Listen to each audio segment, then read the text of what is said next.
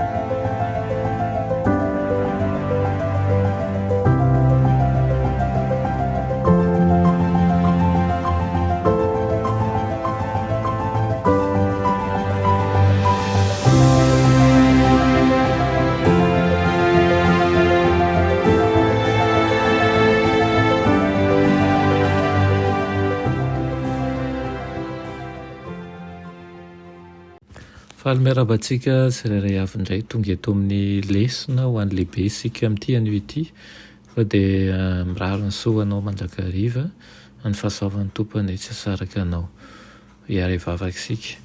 Raha ny marala tsara indrindra mbola misotro anao indray fa mbola nomena izao fotoana izao izay fanay mandinika ny teninao fa azo ny foamam-pananay tompo hafanay mandray an'izany rehefa tany lonaka tokoa ny fonay anjaka ny teninao anaran'i Jesosy amen.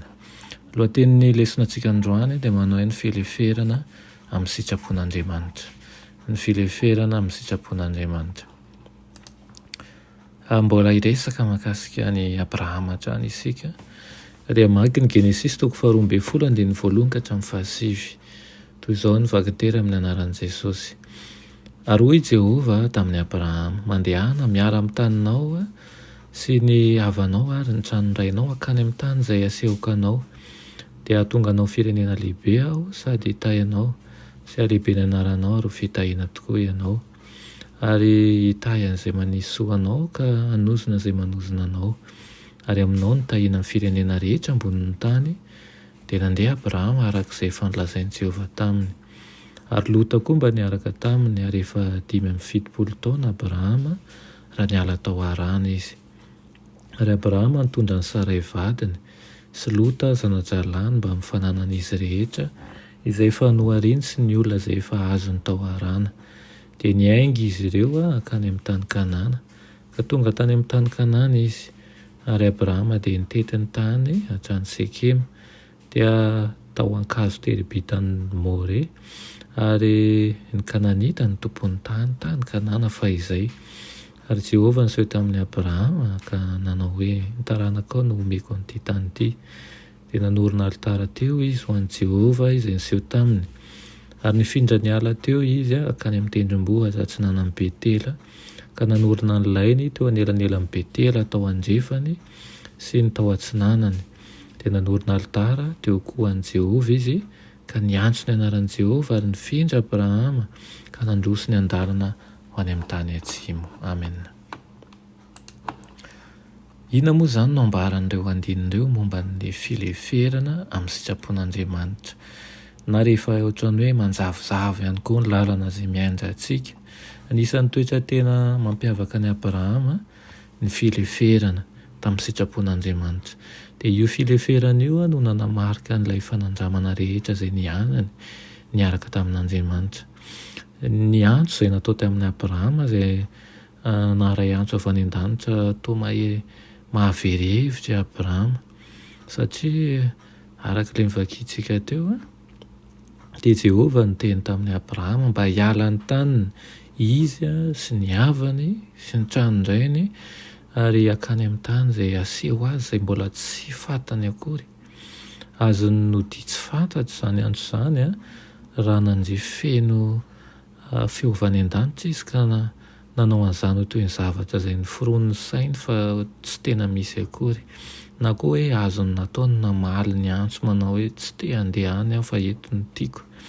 Akany amin'ny tany izay asehoko anao izy hafahafa tokoa izany hoe raha fanamarinany toerana kanefa dia nekeny ilay antso nampileferiny zany tamin'ny sitrapon'Andriamanitra ny sitrapony ka nylaozany ny tranonray ny tranondrazany hotsika malagasy ny tanindrazany dia nandeha Abrahama arak'izay efa nilazain'i Jehovah taminy. Dia mikasika n'ilay ny fifidianana ny tany dia nisy ady teo amin'ireo mpanompon'ny Lota sy ny Abrahama zany, saingy tsy mba olona tia miady amin'ny havana sy ny iray raha aminy Abrahama.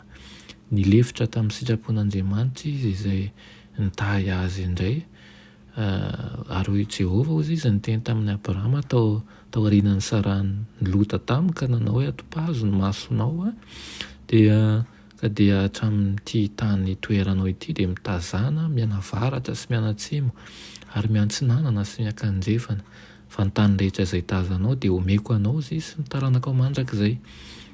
Eo ihany koa ny fandravanan'ny Sodoma sy Gomora hitantsika omaly izay, rehefa nambaran'Andriamanitra an'ny Abrahama izay anjohan'ireo tanàna roa ireo dia niezaka nanao an'izay amonjena azy ireo Abrahama noho ny fitiavany azy. Rava ihany anefa ireo tanàna ireo satria tsy nisy na dia olona marina 10 aza tao. Nilefitra tamin'ny sitrapon'Andriamanitra Abrahama ary nanaiky ny fitsaran'Andriamanitra mikasika an'izany tanàna izany. Afaka mampiasa ny Abrahama Andriamanitra satria nilefitra tamin'ny toe-javatra rehetra izy, ary tsy maintsy toy izany koa zany isika ankehitriny. Ny fanamby izay tokony ho raisintsika dia izao hoe tojo olana isika ao amin'ny tanàna misy antsika rehefa mitory ny filazantsara araka ny tokony ho izy sy ampahamarinana. Ilaintsika tokoa ny mitalao amin'Andriamanitra mba hidirany an-tsehatra. Noho izany dia manaova fehakana, tedava hevitra mba hifandraisana amin'ny olona izay eo ampiatrehana izay zavatsarotra tahaka anao, ary lazao amin'ilay olona fa mivavaka ho azy ianao, ary angatao amin'Andriamanitra ampahafantatra anao an'izay azonao atao ho an'io olona io ho fanampiana azy. Amen. Vavakisika ry rainay tsara indrindra sy an-danitra, mbola misaotra anao ny amin'izany teninao izany, misaotra noho ny amin'ny anatra sy ny fampianarany avy amin'ny fiainan'ny Abrahama. Gataka aminao izahay mba ahay ampandefitra tokoa ny amin'ny ambopo sy ny fitiavana sy ny mety ho programa ananay amin'ny maha-olombelonanay, ka hiaino anao satria fantatray fa ianao dia mitsimbona mihoatra lavitra ny mahasoanay noho ny fiheveranay ny tenanay. Aminaran'i Jesosy, amen.